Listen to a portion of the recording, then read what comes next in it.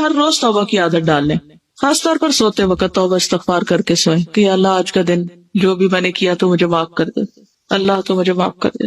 توبہ کے نفل خاص طور پر نبی صلی اللہ علیہ وسلم نے فرمایا جو بندہ بھی کوئی گناہ کر بیٹھے اور پھر اچھی طرح وضو کر کے کھڑے ہو کر 2 رکعت نماز پڑھے اور پھر اللہ سے معافی مانگے تو اللہ تعالیٰ اسے بخش دیتا ہے۔ یعنی اگر کوئی ایسی غلطی ہے جو دل پہ بہت بوجھ بنی ہے تو اسپیشل نفل پڑھ لیں۔ پھر یہ ہے کہ جب گناہ ہو تو فوراً ہی کوئی نیکی کر لیں، تو ہر روز کچھ نہ کچھ صدقہ کرنے کی عادت ڈالیں، چاہے چھوٹی سی چیز ہی کیوں نہ ہو، جو آپ کی استطاعت میں ہو۔ قرآن پاک میں آتا ہے ان الحسنات یذہبن السیئات، نیکیاں برائیوں کو دور کر دیتی۔ نبی صلی اللہ علیہ وسلم نے فرمایا جب تم میں سے کسی سے کوئی گناہ ہو جائے تو اس کے بعد نیکی کر لیا کرو۔ اذا اسأت فاحسن، سمپل سی بات ہے، غلطی ہوئی تو کمپنسیٹ کر لو فوراً۔ ایک اور حدیث میں آتا ہے اتبع السیئۃ الحسنہ، سیئہ ہو جائے تو اس کے پیچھے حسنہ لے آؤ، تمحوہا، وہ اس کو مٹا دے گی۔ جیسے آپ سے کوئی غلط چیز لکھی جاتی ہے تو آپ یا وائٹو کرتے ہیں یا اس کو رب کرتے ہیں، تو یہ تھوڑی کرتے ہیں کبھی کوئی بات نہیں ہوگی غلطی اب رہے یہی نہیں، فوراً اس کو اریز کرتے ہیں، تو اریز کرے ساتھ ساتھ۔ پھر اسی طرح والدین کے ساتھ کوئی حسن سلوک کرے، اس سے بھی برائیاں دور ہوتی ہیں، یہ توبہ کا ایک طریقہ ہے۔ ایک شخص نے رسول اللہ صلی اللہ علیہ وسلم کی خدمت میں حاضر ہو کے کہا یا رسول اللہ مجھ سے ایک بہت بڑا گناہ ہو گیا ہے، کیا میرے لیے توبہ کی گنجائش ہے؟ آپ نے فرمایا کیا تمہارے والدین زندہ ہیں؟ اس نے کہا نہیں۔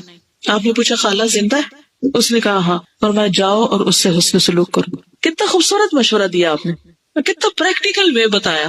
ہم لوگ بعضوں کا صرف وظیفہ ہی بتاتے ہیں، صرف بھاری بھاری کام بتاتے ہیں۔ اس طرح کے عملی زندگی میں قریب کے رشتہ داروں سے حسن سلوک جو ہے وہ پسندیدہ نیکیوں میں سے، جاؤ اس کے ساتھ اچھا کرو۔ تم والدین کے ساتھ نہ کریں تو خالہ کے ساتھ کہاں سے کریں؟ سوچئے کب آپ نے اپنی کسی خالہ کے ساتھ کوئی اچھا سلوک کیا۔ پھر اس کے بعد اذان کا جواب دینا، یہ روز آپ کے پاس موقع ہوتا ہے۔ نبی صلی اللہ علیہ وسلم نے فرمایا مؤذن کی اذان سن کر جس نے یہ کہا اشہد ان لا الہ الا اللہ وحدہ لا شریک لہ وان محمدا عبدہ ورسولہ رضیت باللہ ربا وبمحمد رسولا وبالاسلام دینا، تو اس کے گناہ بخش دیے جاتے ہیں۔ ٹھیک ہے، کلمہ شہادت اور رضیت باللہ ربا پڑھ کے اس سے بھی 7 روز گناہوں کی بخشش ہوگی۔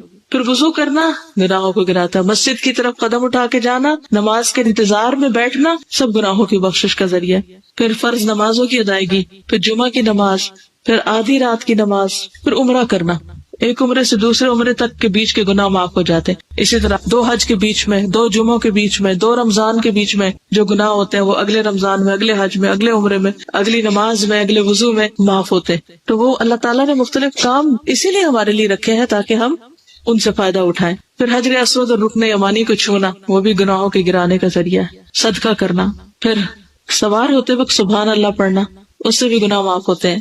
ساتھ کہتے ہیں کہ ہم حضور صلی اللہ علیہ وسلم کے پاس بیٹھے تھے تو آپ نے فرمایا کیا تم میں سے کوئی ہر دن 1000 نیکیاں کرنے سے عاجز ہے؟